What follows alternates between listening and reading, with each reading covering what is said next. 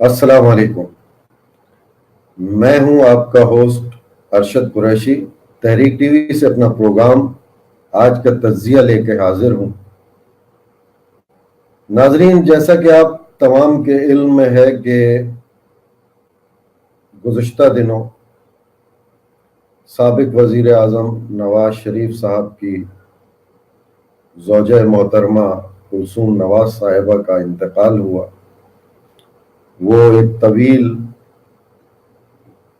وقت سے لندن میں علیل تھیں، اور کل گزشتہ دنوں 2 دن پہلے ان کی انتقال کی بڑی ہولناک خبر سنی۔ بہت افسوس ہوا، اور سیاست سے ہٹ کر ہی دیکھنا چاہیے۔ اگر ہوتی ہے تو وہاں ہمیں سیاست نہیں کرنی چاہیے۔ اور مجھے ایک چیز اچھی لگی کہ محترمہ کے انتقال کے بعد جو تعزیتی بیانات آئے، جو تعزیت کرنے کے لیے نواز شریف صاحب جو پیرول پہ رہا کیا گیا اور وہ اپنے گھر آئے، وہاں لوگ تعزیت کرنے آئے۔ میڈیا، سوشل میڈیا پر بھی لوگوں نے تعزیت کا اظہار کیا۔ یہ ایک اچھی چیز تھی جو دیکھنے میں آئی کہ کم از کم ابھی اتنا تو ہم لوگوں میں ایک ظرف کہہ لیں کہ باقی ہے کہ کسی کی انتقال پر، کسی کی وفات پر ہم سیاست کو، گلے شکوے کو یک طرف کر کے ان کا غم بانٹتے ہیں، ان سے تعزیت کا اظہار کرتے ہیں۔ ساتھ ہی اس بات کا ملال بھی ہے کہ کیا اس طرح کسی کے دکھ میں شریک ہونا، وہ اس کے لیے کیا کسی کا مرنا ضروری ہے؟ کسی کے انتقال پر ہی ہم اس طرح آپس میں تعزیت کر سکتے ہیں، ایک دوسرے کا دکھ، غم، درد بانٹ سکتے ہیں۔ خواہش ہے، دعا ہے کہ عام دنوں میں بھی خوشیاں بھی ہم سب کی سانجھی ہوں، دکھ بھی ہم سب کے سانجھے ہوں، تو بہت اچھا ہوگا۔ اور یہی ہمارا مذہب بھی ہمیں اسی بات کا درس دیتا ہے۔ مذہب بھی ہمیں یہی سمجھاتا ہے۔ آج ہم زیادہ سیاسی حوالے سے بات نہیں کریں گے، کیونکہ ابھی محترمہ کا ابھی جنازہ، ابھی ان کی تدفین بھی جو پاکستان میں ہے وہ اب تک نہیں ہوئی، اور مناسب بھی نہیں ہے کہ اس موقع پر کوئی سیاست پہ بہت زیادہ بات کی جائے، یا اختلافات یا اس طرح کی کوئی بھی بات کی جائے، یہ مناسب بھی نہیں۔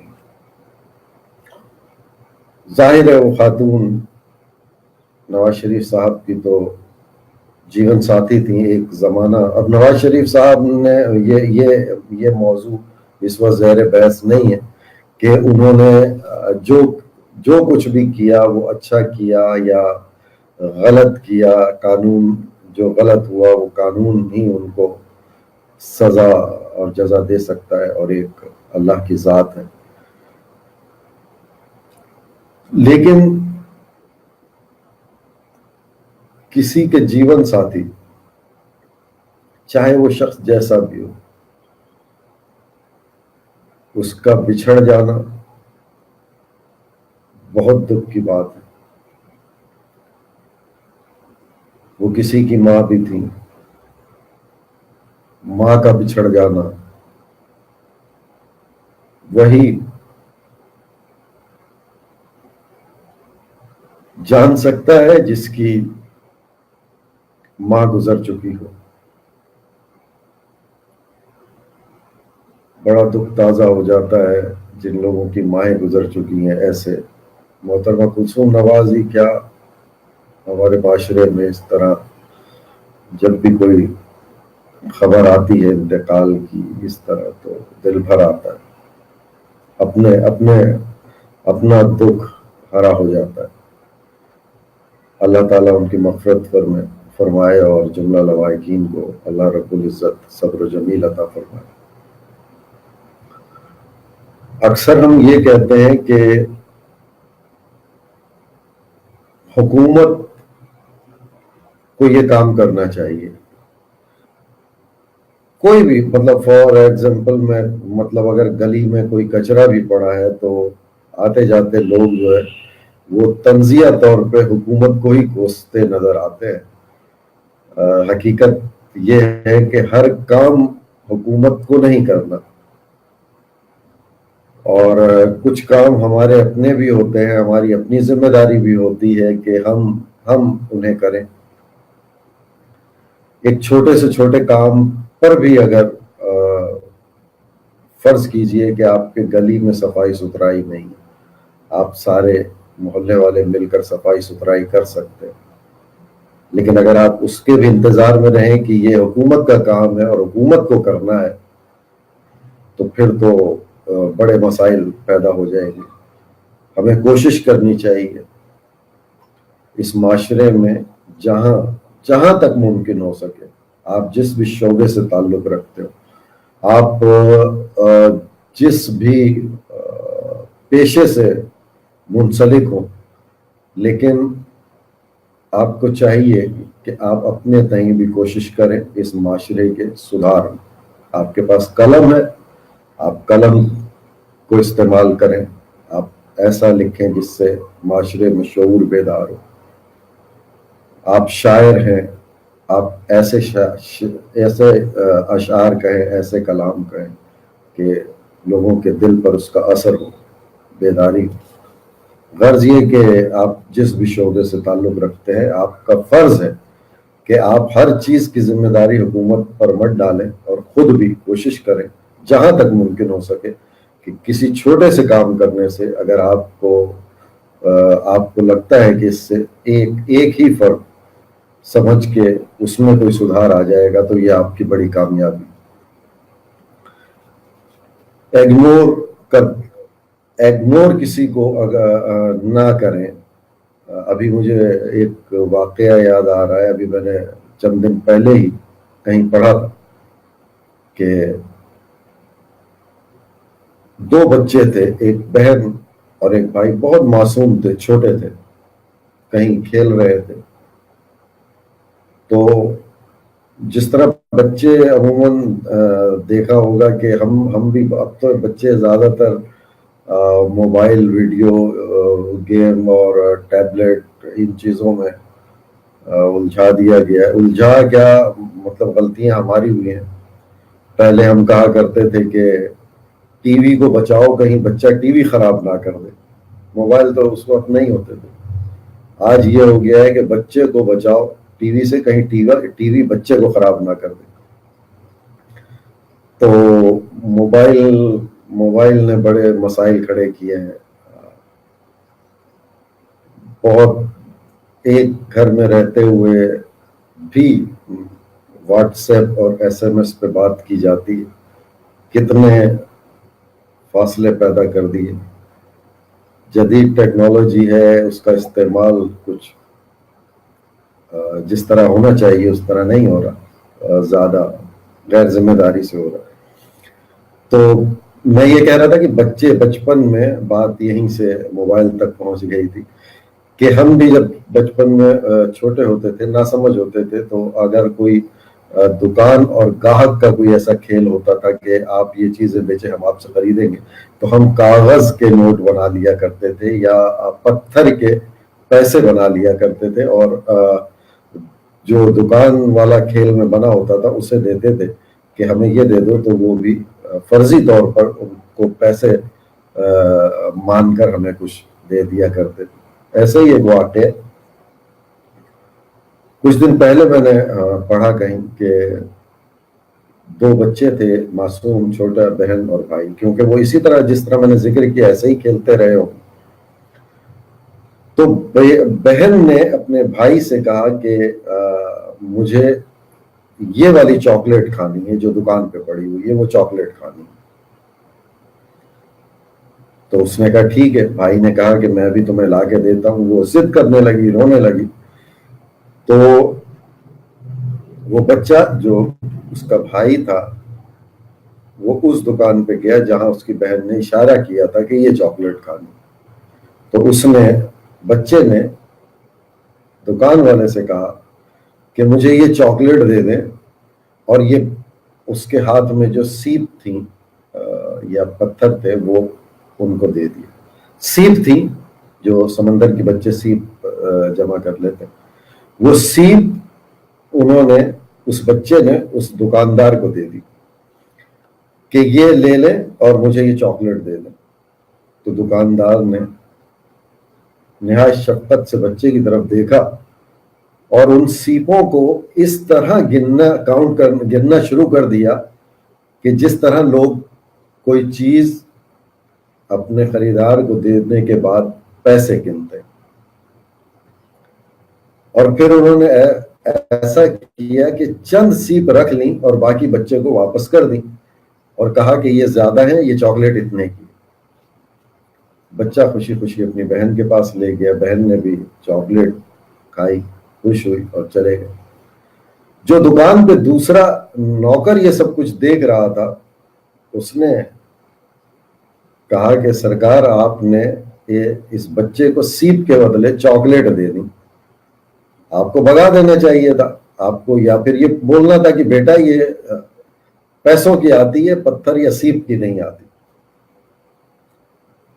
تو دکاندار نے اس کو، سیٹھ جو تھا اس نے اس ملازم کو جواب دیا کہ اگر آج میں اس بچے کو جھڑک دیتا یا واپس کر دیتا تو ایک تو اس کا دل ٹوٹ جاتا، اس کی بہن کا دل ٹوٹ جاتا، اور دوسرا یہ اس کے اندر پیسے کی، یہ سمجھ لیتا کہ ہر چیز پیسہ ہی ہے۔ لہذا اب یہ بچہ اس عمر میں ہے کہ اس کے ذہن میں آج جو بات، یہ واقعہ بیٹھ گیا، یہ اس کو ہمیشہ یاد رہے گا۔ اور جب یہ اس مقام پہ پہنچے گا، جب اس کو یہ سمجھ آ جائے گی کہ یہ چاکلیٹ پتھر یا سیپ کی نہیں بلکہ پیسوں کی آتی، تو وہ میرے بارے میں سوچے گا کہ میں نے کسی کو بچپن میں سیپیں دے دی تھیں اور انہوں نے مجھے گنتی کر کے واپس دے دی اور اس کے بدلے چاکلیٹ دے دی۔ تو اس کے ایک تو ذہن میں میری عزت آئے گی، وہ یہ سوچے گا کہ کسی نے میرے سے، مجھ پر اتنا بڑا احسان کیا، مجھ پہ شفقت کی، اور اس کے بدلے وہ پھر ایسا کسی کے ساتھ کرے گا، کسی بھی حوالے سے وہ ایسا کرے گا، کیونکہ اس کو ایک سبق مل گیا۔ پھر وہ کرے گا، پھر ایسا ہی کوئی اور دیکھے گا، تو اس طرح معاشرے بنتے چلے جائیں گے، اس طرح معاشرے میں سدھار آتا جائے گا۔ تو ہمیں بھی کوشش کرنی چاہیے کہ جہاں ہم دیکھیں کہ ہماری وجہ سے کچھ بہتری آ سکتی ہے، وہ ہمیں کرنی چاہیے۔ کچھ لوگوں کا ایسا بھی، جب بات چلی تھی محترمہ کلثوم نواز صاحبہ سے کہ جب وہ بیمار تھیں، تو اس حوالے سے سوشل میڈیا پہ سوشل میڈیا کا بڑا ایک عجیب ہو گیا ہے کہ بہت افواہ، بہت غلط خبریں، اس سے ہم سب کو، یہ سوشل میڈیا پہ ایسا پھر اس پر یقین نہیں رہے گا۔ آپ سب لوگ ہوتے ہیں سوشل میڈیا پر، آپ سب لوگ سوشل میڈیا کو مختلف فورم کو یوز کرتے ہیں، فیس بک، ٹویٹر اور دیگر جو بھی دیگر فورم ہیں وہ آپ استعمال کرتے ہیں۔ آپ کوشش کریں کہ کوئی کچھ بھی کرے، آپ سوشل میڈیا پر جو کریں گے وہ سچ کہیں گے۔ کوئی غلط خبر، کوئی غلط پوسٹ، کوئی غلط حدیث، کوئی غلط چیز، کوئی فیک تصویر، کوئی فیک ایڈٹ ویڈیو، یہ آپ نہیں کریں گے۔ اور جہاں جہاں آپ دیکھیں گے آپ اس کی اصلاح بھی کریں گے، آپ اس کو جو سچائی ہوگی وہ بھی بیان کریں گے تو یقین جانے سوشل میڈیا میں بھی بہتری آئے گی. سوشل میڈیا پہ بہت، میں ایک دن BBC پہ رپورٹ سن رہا تھا کہ سوشل میڈیا پر غلط اور جھوٹی خبروں کی بھرمار ہوتی ہے، تو گویا غلط استعمال ہو رہا ہے. کتنا اچھا اللہ تعالیٰ نے ہماری دسترس میں دیا ہے. ہم سیکنڈوں میں، آپ ٹی وی چینل آن کر، آپ اگر نیٹ پہ بیٹھے، ٹویٹر پہ بیٹھے، فیس بک پہ بیٹھے، کسی اور انٹرنیٹ کے ذرائع پہ جو آپ کی دسترس میں اس پہ بیٹھے ہوئے ہیں، آفس میں، گھر میں، ظاہر ہے تقریباً شہروں میں سب کے پاس دستیاب ہے. تو کہنے کا مطلب یہ کہ آپ کو اگر کوئی خبر ملتی ہے تو آپ اس کو جتنی دیر میں اٹھیں گے، ٹی وی اپنا آن کریں گے اور ریموٹ ہاتھ میں لیں گے، اس سے پہلے آپ کو وہ خبر وہاں نظر آ جائے گی. لیکن اب آپ اس پہ یقین نہیں کریں گے کیونکہ سوشل میڈیا پر اتنا غلط خبروں کو پھیلایا جاتا ہے کہ یقین بڑا مشکل ہو گیا. تو اس طرح بھی کوشش کریں کہ جس طرح وہی کہ محترمہ بیمار ہیں اور غد نہیں ہیں اور اس طرح کی باتیں، اول تو ایسی باتیں کرنی ہی نہیں چاہیے. زیادہ گمان کرنے سے قرآن میں منع کیا گیا ہے، رسول اللہ صلی اللہ علیہ وسلم نے منع کیا ہے، بلکہ رسول اللہ صلی اللہ علیہ وسلم نے بارہا یہ بات کہی ہے کہ مجھ سے بھی باتیں غلط کوئی منسوب، یعنی جو حدیث ہم بتا دیتے ہیں، اور کئی مجھے حدیث آتی ہے، میں ان سے پوچھ لیتا ہوں کہ یہ کون سی حدیث ہے تاکہ میں دیکھ لوں، تو نہیں بتا پاتے. اب ہمیں یہ بھی نہیں پتا کہ یہ حدیث ہے کہ نہیں ہے، پھر وہی ہو جاتا ہے کہیں ہم اپنے رسول اللہ صلی اللہ علیہ وسلم سے تو کوئی بات منسوب نہیں کر رہے جو انہوں نے کہی نہیں. تو اس چیز میں ہمیں بہت احتیاط کرنی چاہیے، اور ایک مسلمان معاشرے کے ہونے کے ناطے تو بہت زیادہ ہمیں احتیاط کرنی چاہیے. ہم پریکٹیکلی طور پہ اپنے آپ کو دنیا کے سامنے ایک اچھا انسان پیش کریں گے، تبھی ہمارے مذہب کے بارے میں لوگوں کے جو ایک منفی رجحانات ہیں ان کا بھی خاتمہ ہوگا. اور ایسا ہی ہوتا ہے، چوٹ دل پہ لگتی ہے کردار کو دیکھ کے. امام حسین رضی اللہ تعالیٰ عنہ جب کربلا میں پہنچے تھے تو کسی کو کیا خبر تھی کہ دشمنوں کے لشکر سے حضرت حر نکل کے آئیں گے. تو دل پہ چوٹ لگتی ہے اور بندہ پھر پلٹ جاتا ہے. تو جس طرح رسول اللہ صلی اللہ علیہ وسلم نے پتھر مارنے والوں کو دعائیں دی، فرشتے آئے کہ دونوں پہاڑوں کے بیچ میں ان بستی والوں کو آپ حکم دیں تو ختم کر دیں. انہوں نے دعا کی. اس کچرا پھینکنے والی یہودی عورت نے 2 دن کچرا نہیں آپ صلی اللہ علیہ وسلم کے جسم مبارک پر پھینکا تو آپ ان کے گھر چلے گئے کہ آپ کی طبیعت خراب ہے. یہ وہ چیزیں ہیں جن سے کرنے سے دوسرے مذہب والوں کے دل پہ چوٹ لگتی. تو اپنے کردار کو ایسی کوئی بات نہ کرے جس سے جو غلط ہو، جو جگ ہنسائی کا باعث بنے، اور ایسا بھی نہ کرے جس سے کسی کی دل آزاری ہو.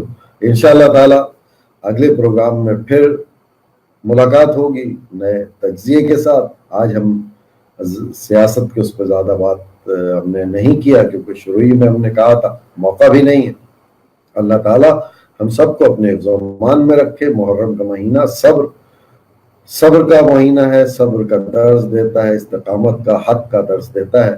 اور اللہ تعالیٰ ہم سب کو اس پر عمل کرنے کی توفیق عطا فرمائے. اپنا خیال رکھیے گا، اپنے ارد گرد رہنے والے اپنے پیاروں کا خیال رکھیے گا. ارشد قریشی آج کے پروگرام سے اجازت چاہتا ہے. اللہ حافظ.